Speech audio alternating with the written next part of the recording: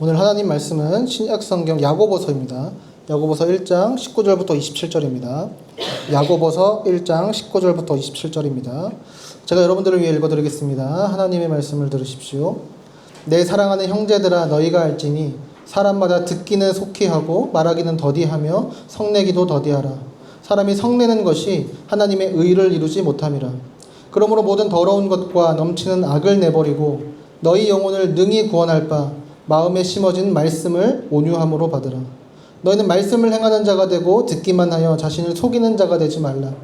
누구든지 말씀을 듣고 행하지 아니하면 그는 거울로 자기의 생긴 얼굴을 보는 사람과 같아서 제 자신을 보고 가서 그 모습이 어떠했는지를 곧 잊어버리거니와, 자유롭게 하는 온전한 율법을 들여다보고 있는 자는 듣고 잊어버리는 자가 아니요 실천하는 자니 이 사람은 그 행하는 일에 복을 받으리라. 누구든지 스스로 경건하다 생각하며 자기 혀를 재갈 물리지 아니하고 자기의 마음을 속이면 이 사람의 경건은 헛것이라. 하나님 아버지 앞에서 정결하고 더러움이 없는 경건은 곧 고아와 과부를 그 환난 중에 돌보고 또 자기를 지켜 새 속에 물들지 아니하는 그것이니라. 아멘. 우리는 계속해서 야고보서를 살펴보고 있습니다. 우리는 매일매일 시험을 만납니다. 이번 또 한 주간 여러분들에게 찾아왔던 시험은 무엇이었습니까? 하나님께서 저와 여러분이 하나님을 향한 어떤 단일한 마음을 품게 하시기 위해 우리가 지나가게 하신 그 시험은 무엇입니까? 또 그리고 그러던 중에 우리 안에 피어오른 유혹은 무엇이었습니까? 저와 여러분 안에 깊이 뿌리 박혀 있는 욕심은 무엇이고, 그게 우리로 하여금 하나님을 어떻게 잘못 인식하게 하고 하나님에게서 돌아서게 했나요? 이게 우리가 지난주 살펴봤었던 내용이죠. 그럼 이런 우리의 유일한 희망은 무엇입니까? 하나님은 우리와 다르게 한결같은 신실한 분이십니다. 그분은 변하지 않으십니다. 그 변하지 않는 신실한 사랑으로 하나님이 우리를 살리셨습니다. 하나님의 말씀으로. 우리 지난주 살펴봤던 야고보서 1장 18절은 이렇게 말씀합니다. 그가 그 피조물 중에 우리로 한 천 열매가 되게 하시려고 자기의 뜻을 따라 진리의 말씀으로 우리를 낳으셨느니라. 그리고 오늘 본문은 우리를 태어나게 한 이 말씀이 우리를 또 자라게 한다고 말씀합니다. 야고보는 오늘 본문 19절에서 듣기는 속히 하고 말하기와 성내기는 더디하라고 말해요. 무엇을 듣는 것을 말할까요? 이 앞뒤 문맥에 따라 볼 때 야고보가 들으라고 하는 것은 하나님의 말씀이에요. 그러니까 18절에서도 태어나게 한 진리의 말씀에 대해서 말하죠. 그리고 바로 이어서 나오는 21절에서도 너희 영혼을 능히 구원할 말씀, 마음에 심어진 말씀에 대해 말하고 있습니다. 그러니까 야고보는 계속해서 오늘 하나님의 말씀과 관련해서 말하고 있는 거예요. 그래서 야고보는 시험이 찾아왔을 때 그 시험이 하나님이 우리를 사랑하지 않아서 그렇다고 성내거나 내가 내 삶을 책임지고 내가 이룬 것들로 내 삶을 세워가야 한다고 성급하게 말하는 것은 한번 멈췄다가, 그러니까 주저도 해보라는 거예요. 그리고 더디하라고 말하죠. 더디하라는 것은 그러니까 하지 말라는 게 아니에요. 우리가 말해야 될 때가 있고 분노해야 될 때가 있어요. 우리는 성경에서 예수님이 또 분노하시는 장면들을 여러 번 보게 되니까요. 근데 우리는 예수님이 아니잖아요. 그래서 한번 주저해 보는 거예요. 한번 멈춰서 생각해 보는 거예요. 지금 나에게 떠오른 이 말이 혹은 이 분노가 옳은가를 한번 멈춰서 생각해 보는 거예요. 그리고 그 대신 하나님의 말씀을 들어보는 거예요. 오히려 하나님의 말씀을 듣고 그 상황을 말씀의 창으로 바라봐야 된다고 오늘 야고보는 말하고 있는 것입니다. 그러니까 그러고 난 후에 말해도 늦지 않기 때문이죠. 특별히 이 편지, 이 야고보서를 받아서 읽고 있는 많은 성도들이 우리가 야고보서를 살펴봤던 첫 번째 시간에 그런 얘기 했었죠. 그래서 많은 성도들이 여러 가지 고난과 어려움을 겪고 있었어요. 야고보는 이 사실을 늘 염두에 두고 있었고 그런 이들을 위해서 이렇게 말하는 거예요. 왜냐하면 우리가 극심한 어려움을 겪게 될 때 우리는 듣는 것은 훨씬 더뎌지고 말하는 것은 속해할 수 있기 때문입니다. 우리가 겪고 있는 문제에 우리의 모든 생각과 마음이 사로잡힐 수 있어요. 그래서 그것만 보고 그것만 생각하게 되기 때문에 또 그것만 말하고 싶어요. 우리도 종종 그런 경험들이 있지 않습니까? 내 문제가 너무 크게 보여서 다른 사람들의 조언이나 위로조차 들리지 않아요. 지금 벌어지고 있는 일에 대한 내 경험이나 해석이 다른 모든 소리를 다 덮어버리는 거죠. 그리고 이건 또 성내는 것과도 연관돼요. 우리가 더디 듣게 될 때 속히 빨라지는 것은 말뿐만 아니라 분노이기도 해요. 그리고 20절에서 야고보는 성내는 것, 즉 시험에 담긴 뜻을 먼저 하나님께 묻거나 듣지 않고 자기 정욕에 못 이겨 표현하는 분노를 드러내는 것은 하나님을 기쁘시게 하지 못한다고 말해요.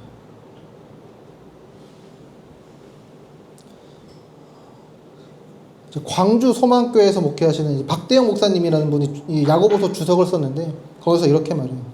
왜 우리가 시험을 당하면 넘어지는가? 우리가 고난을 만나면 하나님을 원망하고 하나님께 화를 내는 이유는 무엇인가? 왜 세상에 대해서 비관하면서 남탓만 하며 사는가? 야고보는 우리가 하나님의 말씀을 듣지 않기 때문이라고 말한다. 하나님의 말씀을 잘 듣고 그분의 뜻을 살펴서 배우기 전에 성급하게 말하고 성급하게 장담하고 성급하게 자랑하고 성급하게 사람을 판단하고 성급하게 일의 결과를 예측했기 때문이다. 하나님의 말씀을 먼저 듣는 것, 그것이 하나님의 자녀들의 바른 신앙 문법이며 형통을 위한 소통법이다. 그렇기 때문에 야고보는 우리에게 이렇게 말합니다. 21절이요. 같이 한번 읽어볼까요? 그러므로 모든 더러운 것과 넘치는 악을 내버리고 너희 영혼을 능히 구원할 바 마음에 심어진 말씀을 온유함으로 받으라. 마치 여기서 더러운 것과 넘치는 악을 내버리고 라는 말은 우리의 그 더러운 옷을 벗어버리는 것처럼 내 성품이나 습관 가운데 하나님과 반대되는 하나님께 반하는 것들을 벗어버리라는 거예요. 그리고 너희 영혼을 능히 구원할 바 마음에 심어진 말씀을 온유함으로 받으라 이렇게 말해요. 이걸 그리스어로 보면요, 그러니까 너희 영혼을 능히 구원할 말씀 그리고 마음에 심어진 말씀을 온유함으로 받으래요. 여기 능히 구원할 바라고 되어 있는데 여기서 능히는요, 능히를 뜻하는 그리스어 단어는 그러니까 계속되는 상태를 가리켜요. 한 번 구원하고 끝나는 것이 아니라 그 말씀에 우리를 구원할 능력이 계속 있다는 거예요. 복음의 말씀은 우리를 다시 태어나게 합니다. 그걸 우리는 중생이라고 불렀었죠. 그리고 복음이 우리를 계속해서 하나님을 닮은 사람들로, 이 야고보서의 용어로 말하자면 한 마음, 단일한 마음, 일관된 신실한 마음을 품는 사람들로 자라가게 합니다. 이게 성화죠. 그러니까 복음의 말씀은 우리를 이렇게 계속해서 구원합니다. 야고보는 이 말씀을요, 이 복음의 말씀을 온유함으로 받으라 그래요. 근데 여기서 온유함이라고 번역된 단어는 그리스어로 프라우테스라는 단어인데 이게요, 그러니까 겸손함, 쉽게 생각해서 겸손함이라고 생각합니다. 근데 여기서 겸손함이 그냥 이렇게 우리가 생각하는 그냥 이렇게 저자세로 우리가 이렇게 하는 굽신굽신 하는 그런 것이 아니라 내가 옳다고 여기는 것을 내려놓고 자신을 자발적으로 낮춰서 섬기는 마음. 예수님처럼. 마태복음 11장 29절에서 예수님은 당신을 향해서 나는 온유하다고 말씀하세요. 영국의 신학자 알렉 모티어는 야고보서 주석에서 온유 혹은 이 겸손을 이렇게 설명합니다. 자, 이것은 그리스도를 닮은 자질이래요. 그분은 나는 온유하고 라고 말씀하셨기 때문이에요. 온유함이 사람들을 향해 발휘될 때 그것은 자신을 억제하는 온화함이래요. 하지만 여기에서는 그 방향이 그러니까 하나님을, 아니 그보다 하나님의 말씀을 향한다. 그리고 그것은 그분이 우리를 다루시는 것을 선하다고 아무 반론 없이 받아들이는 기질이다. 그것은 말씀이 가르치고 명령하는 것에 그냥 네라고 말하는 마음이다. 그것은 칼뱅이 이렇게 얘기했대요. 배우고 싶어하는 마음. 그리고 신속히 기꺼이 배우려는 마음이다. 하나님의 인격과 성품에 대한 신뢰 안에서, 그러니까 그분의 말씀이라면 내 생각과 뜻과 내 기준보다 하나님의 말씀을 기꺼이 배우고 듣겠다는 마음이 오늘 야고보가 말하고 있는 겸손이라는 거예요. 그 마음으로 하나님의 말씀, 이 복음의 말씀을 받으라는 것입니다. 그럼 이것은 그리스도인에게 매우 중요해요. 우리는 겸손히 하나님의 말씀을 들어야 합니다. 우리는 어디서 하나님의 말씀을 들을 수 있습니까? 우리는 우선 교회에서 하나님의 말씀을 들을 수 있죠. 매주 예배 시간에 설교자를 통해 하나님의 말씀을 듣습니다. 그리고 예배 후에 우리끼리 성경 공부라고 부르는 이 책 모임을 통해 또 하나님의 말씀을 듣습니다. 물론 그러니까 우리가 읽는 그 책 자체가 하나님의 말씀은 아니죠. 근데 요즘 제가 요즘 우리 계속 연달아서 국내 저자들의 책을 계속 읽잖아요. 그리고 그 책들이 대부분 거의 다 제가 요즘 설교집들을 고르고 있어요. 오늘부터 이제 새로 시작하는 이 하나님의 이름은 이라는 책도요, 이 저자인 김상호 목사님의 설교가 토대가 된 책이래요. 오늘부터 시작한 이 책을 통해서 제가 기대하는 바는 이거예요. 우리가 하나님의 말씀을 통해 하나님을 더 알아가는 거예요. 하나님의 이름을 통해 그분의 성품과 그분의 사랑을 더 깊이 알아가는 거예요. 그리고 하나님이 우리의 삶에서 어떻게 일하시는지, 어떻게 우리와 함께 하시는지를 알아가고 경험하고 나누는 거예요. 우리는 공동체와 함께 말씀을 들을 때 우리는 더 풍성한 하나님의 뜻을 발견할 수 있습니다. 미처 내가 보지 못했던 부분들을 서로의 나눔과 또 서로의 적용들을 통해서 우리가 함께 공유하고 나누고 또 함께 도전하고 함께 또 격려할 수 있게 되는 거죠. 우리는 그렇게 공동체를 통해서 함께 말씀을 듣습니다. 근데 우리는 그것뿐만 아니라 매일매일 혼자서도 하나님의 말씀을 들어야 돼요. 여기서 듣는다는 것을 꼭 귀를 통해서 정보를 받아들이는 것만이라고 우리가 생각해서는 안 되겠죠. 매일매일 성경을 봐야 돼요. 매일매일 말씀을 묵상해야 됩니다. 날씨도 더워지고 그래서 그런지 요즘 최근 2주 정도 다들 좀 저조했어요. 그래서 이제 독려를 좀 해야 될까 하는데 딱 야고보서가 이 얘기를 하고 있더라고요. 이래저래 다들 힘들죠. 날씨는 날씨대로 더워서 힘들고, 뭐 직장에서 사람들과의 관계도 어렵고, 뭐 해야 되는 업무들도 많고, 뭐 가정이든 뭐 이런저런 일들이 다 내 맘대로 되지 않는 것 같고. 그러니까 요즘 뭐 계속 뭐 주식장이 안 좋다는 들었는데 지난주가 특히 끔찍했다면서요. 뭐 금요일날 뭐 다행히 뭐 코스피가 올라와서 뭐 회복됐다 뭐 그런 기사를 보긴 했는데, 여러분들의 마음고생, 여러분들의 힘듦을 이해해야 합니다. 여러분들이 얼마나 치열하게 하루하루를 살아가고 있는지 또 잘 알고 있어요. 또 준비해야 될 것들도 많고, 또 몸과 마음이 지쳐서 아무것도 못하겠는 그런 순간들도 있죠. 근데요, 우리를 볼 때, 그런데 우리가 그러는 중에도 꼭 하는 일들이 있잖아요. 그러니까 저도 마찬가지고 여러분들에게도 그런 일들이 있잖아요. 내가 그럼에도 불구하고 하는 것들이요. 너무 피곤해도 이건 꼭 한다는 거예요. 지금 내가 지치고 아무것도 못하겠다 싶은데도 내 무거운 몸을 이끌고 하는 것들, 그런 것들이 있잖아요. 저처럼 성경을 필 힘은 없지만 유튜브를 켜고 넷플릭스를 켤 힘과 용기는 있는 것처럼, 여러분들에겐 그것이 무엇인가요? 생각해 봅시다. 그것들은 하면서 우리는 왜 성경은 보지 않는 걸까요? 우리에게 야고보가 말하는 이 온유함, 겸손이 없기 때문은 아닐까요?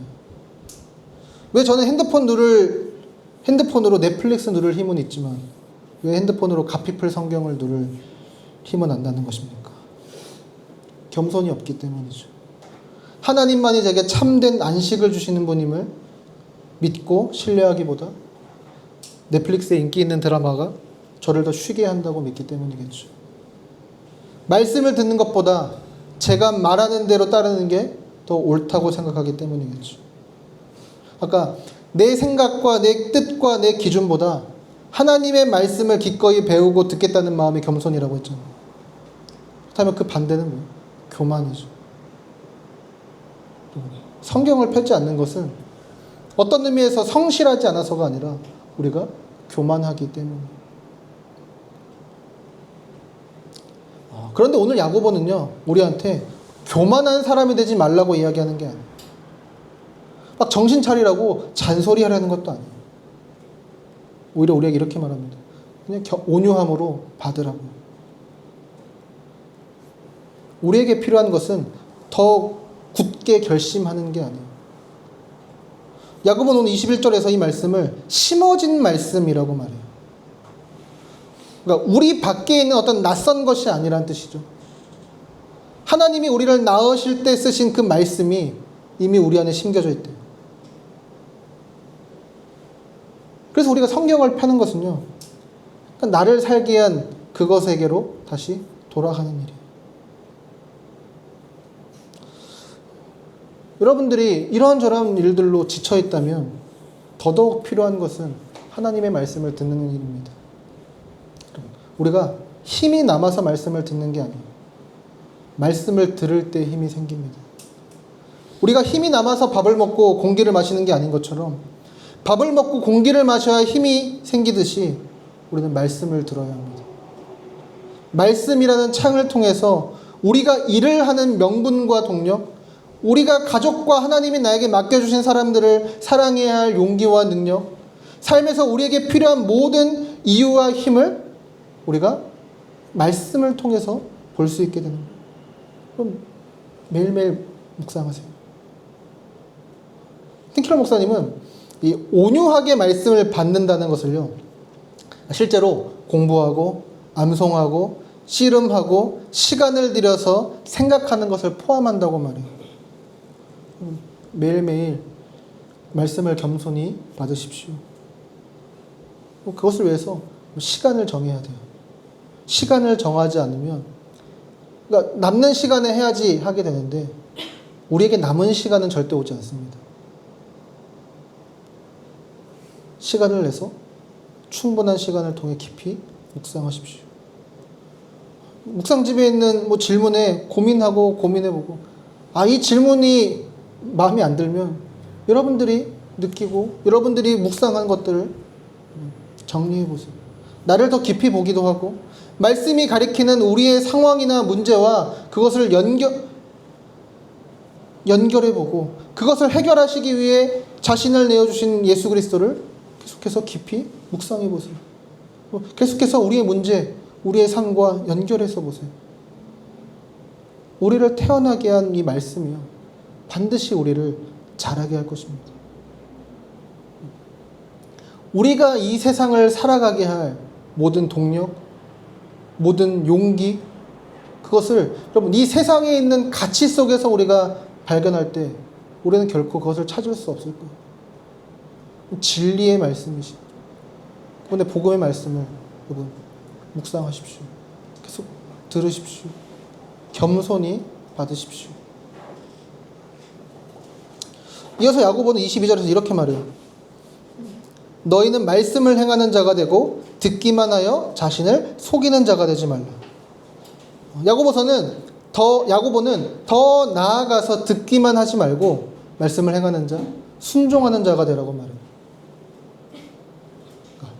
한 가지 문제는 우리가 하나님의 말씀을 듣지 않는다는 것이지만 또 다른 문제는요, 우리가 또 때때로 너무 자주 듣기만 하고 그 이상은 아무것도 하지 않는다는 거죠. 하나님의 자녀는 그 말씀에 순종해야 합니다. 말씀이 우리 안에 심어졌지만 그렇다고 이제 우리의 역할이 아무것도 안 하고 그냥 가만히 읽고만 있으면 된다는 것은 아니라는 거죠. 가만히 앉아서 아무것도 하지 않아도 말씀이 자동적으로 우리 삶에서 자라고 알아서 일하는 게 아닌 거죠. 우리는 말씀이 명하는 것을 행해야 돼요. 야고보는 이것을요, 어떤 일상의 한 장면을 통해서 강조하거든요. 23절부터 25절이에요. 같이 한번 읽어볼까요? 누구든지 말씀을 듣고 행하지 아니하면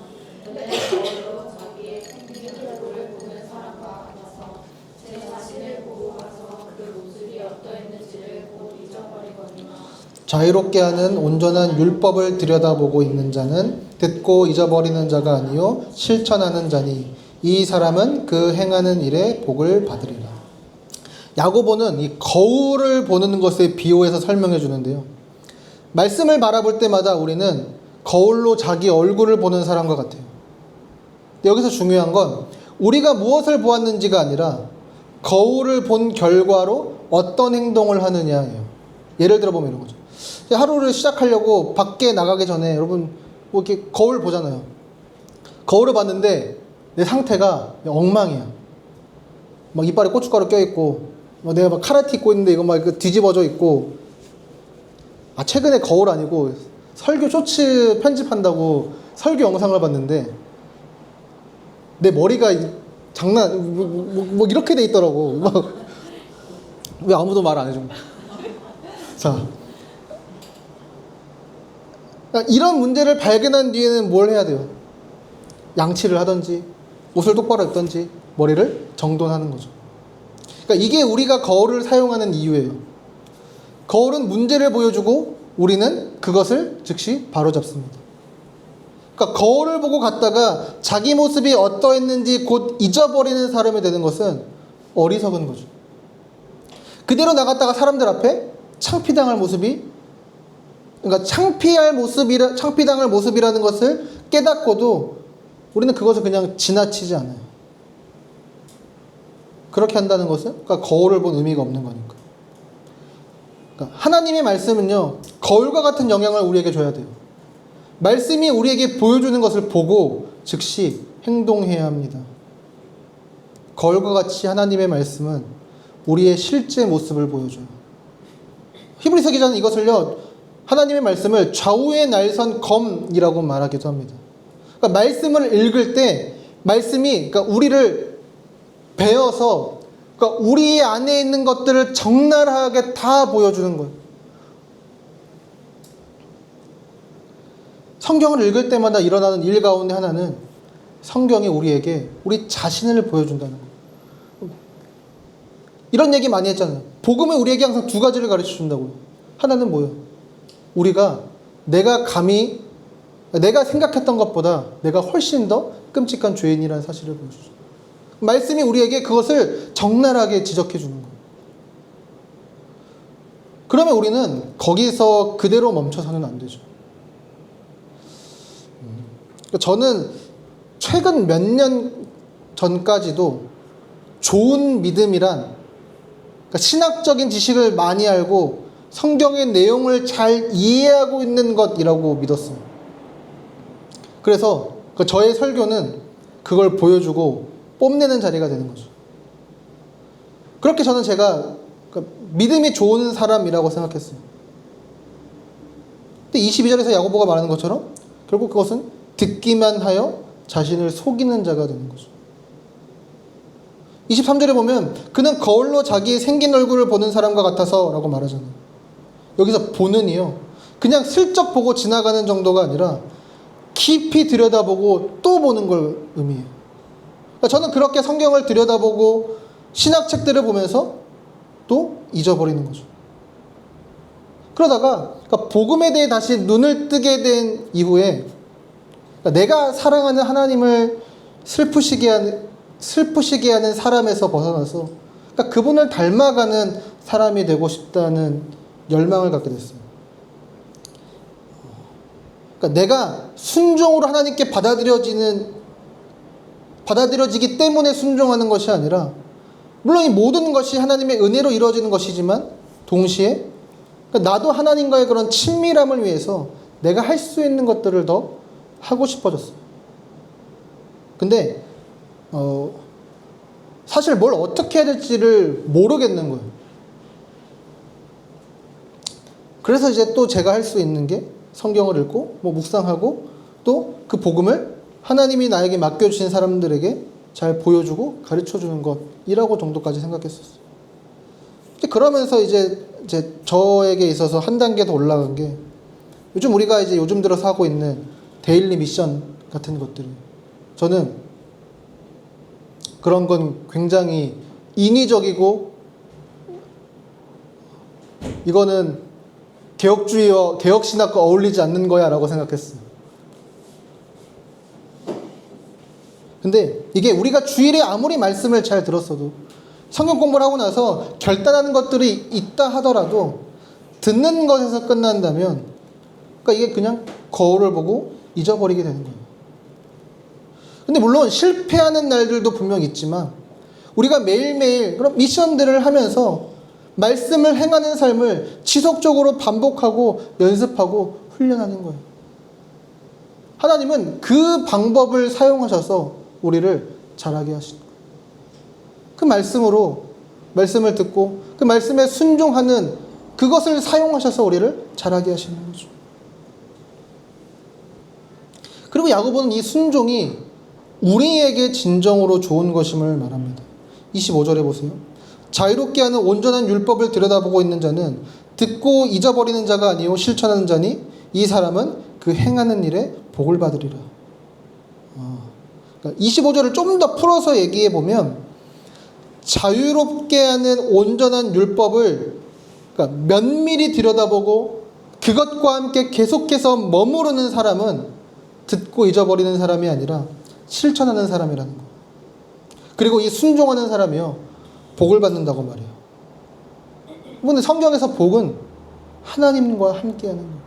그분을 갖는 거예요. 이것이 하나님이 우리를 창조하신 목적이고, 그분과 함께하는 것, 그분과 함께하는 존재가 되는 것, 이게 우리의 진정한 인간성이에요. 하나님은 우리를 그저 하나님 말 잘 듣는 노예 하나 두기 위해 우리에게 순종을 요구하시는 게 아니에요. 하나님은 우리와 더 친밀해지기를 원하십니다. 우리와 더 깊어지기를 원하세요. 신명기 6장에 보면 하나님은 이스라엘아 들으라, 우리 하나님 여호와는 오직 유일한 여호와시니 너는 마음을 다하고 뜻을 다하고 힘을 다하여 내 하나님 여호와를 사랑하라 라고 말씀하세요. 그리고 11장으로 넘어가서 보면 하나님을 사랑하는 것이 곧 그분의 말씀에 순종하는 것이라고 말해요. 하나님의 명령은요 그분의 성품을 닮아 있어요. 그리고 하나님은 우리가 그분을 닮은 모습으로 하나님을 사랑하고 하나님과 함께하기를 원하세요. 그리고 그게 우리에게 가장 좋은 것이라고 말씀합니다. 근데 문제는 우리가 순종하지 못한다는 데 있죠. 우리는 매번 시도하기도 하지만 실패해요. 오늘 야고보는 더 겸손해지라고, 더 잘 기억하라고, 더 많이 순종하라고 이야기하는 게 아니에요. 그렇다면 이 말씀은 우리에게 좋은 소식이 될 수 없겠죠. 오늘 25절에 보면 야고보는 이 하나님의 말씀을요 온전한 율법이라고 부릅니다.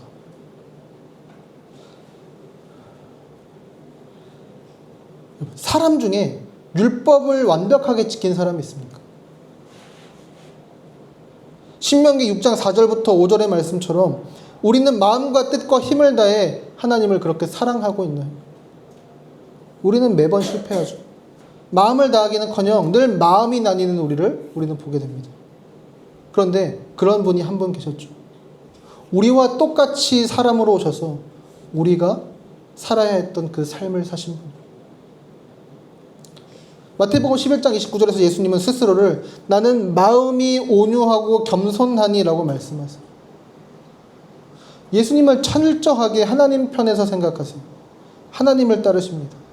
그래서 빌립보서 2장 6절부터 8절은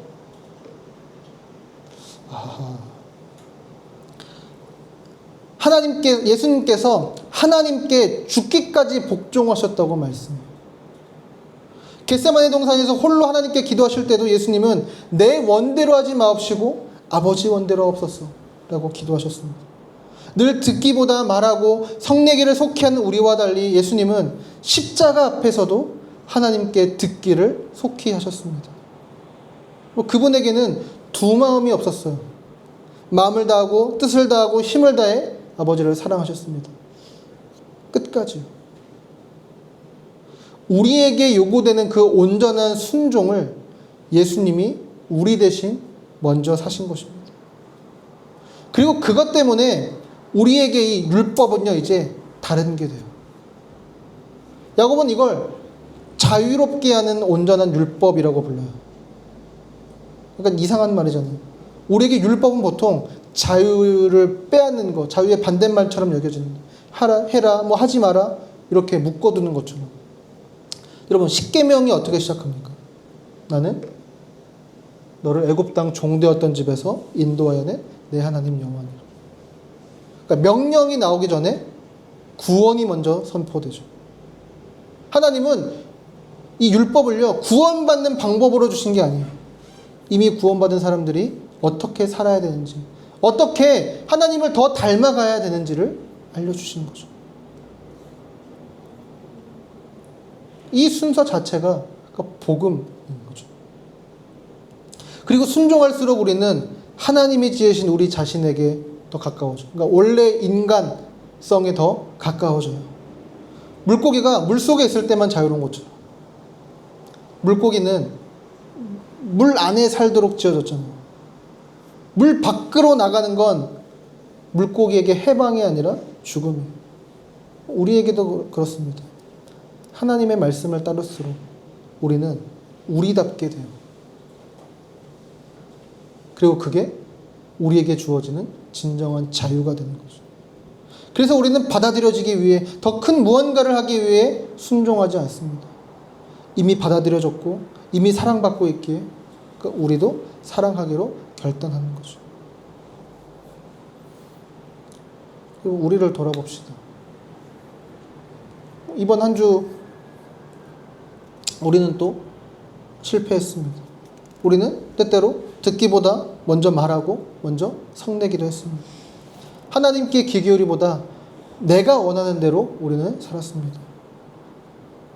그래도 우리와 하나님의 사이는요 흔들리지 않아요. 왜냐하면 그 관계를 지탱하는 게 우리의 순종이 아니라 예수님의 순종이기 때문입니다. 그렇기 때문에 우리는 실패한 날에도 하나님께 나아갈 수 있어요. 아니, 실패한 날일수록 우리는 더 나아가야 돼요. 야고보가 편지 앞부분에서 이렇게 말하잖아요. 우리 하나님은 후히 주시고 꾸짖지 아니하시는 분이라고. 우리를 향한 한결같은 사랑, 우리를 향한 신실한 사랑을 품고 계신 그 단일한 마음의 하나님께서 우리를 태어나게 하신 말씀으로 우리를 자라게 하실 거예요. 그래서 우리가 늘 실패했지만 그럼에도 다시 새롭게 시작할 수 있어요. 이제 두 가지만 적용하고 마치겠습니다. 27절에 보면 그 예들을 볼 수 있거든요. 하나님 아버지 앞에서 정결하고 더러움이 없는 경건은 곧 고아와 과부를 그 환난 중에 돌보고 또 자기를 지켜 세속에 물들지 아니하는 그것이니라. 하나는 고아와 과부를 그 환난 중에 돌보는 거예요. 자, 우리가 룻기를 볼 때도 얘기했었지만 고아와 과부는요 고대 근동 당시에 사회에서 가장 약한 사람들이에요. 그러니까 고아와 과부는 구원이 필요한 사람들이에요. 관심과 사랑이 필요한 사람들이에요. 그런 의미에서 우리는 그러니까 우리 밖에 있는 어려운 사람들, 도움이 필요한 사람들을 볼 수도 있지만 우리 안에 있는, 여러분 우리의 공동체를 돌아봐요. 우리 안에 누가 힘들어하고 있습니까? 누가 지쳐있나요? 누가 돌봄이 필요합니까? 우리의 연락 한번, 응원과 위로와 격려 한마디, 흔들리지 않게 하는 복음의 메시지로 우리는 우리의 지체들을 돌보아야 합니다. 서로가 서로를.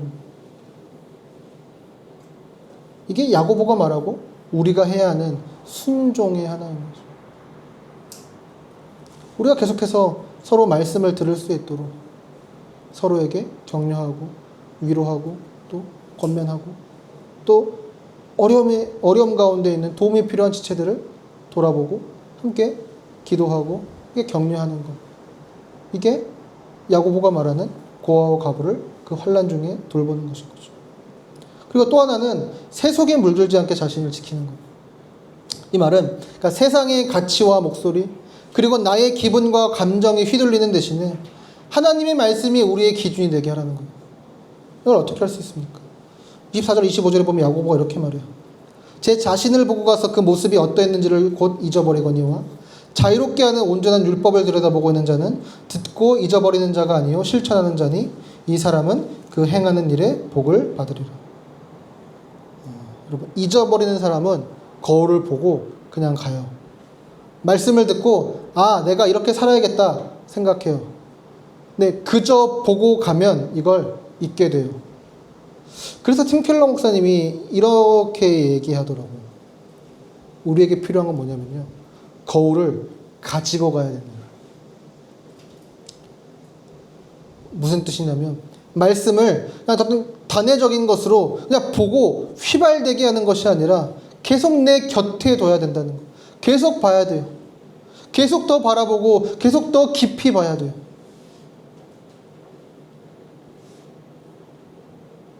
얼마나 많은 세상의 목소리가 매일매일 우리의 귀 속에 들려오나요?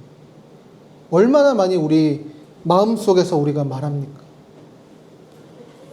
근데 우리가 그냥 거울 한번 보고 나간다면 그건 언제 들었냐는 듯이 우리에게 잊혀져 버릴 거예요.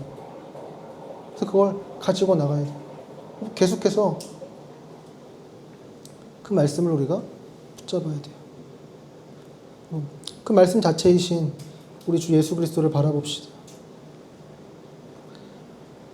하나님께서 당신의 아들 예수 그리스도를 통해 우리를 위해 행하신 일들을 계속해서 바라봅시다. 기억합시다. 그 말씀이신 우리 주님이 저와 여러분을 자라게 할 것입니다. 이것이 우리에게 소망이 있는 것이 아니라 그 말씀이신 분이 우리를 자라게 할 거예요. 그분을 신뢰하고 그분을 소망하면서 하루하루 말씀으로 자라가는 우리가 되기를 바랍니다. 그래서 이번 주도 화이팅 꼭 잘 해봅시다. 우리 함께 생명의 말씀 찬양하고 함께 기도합시다.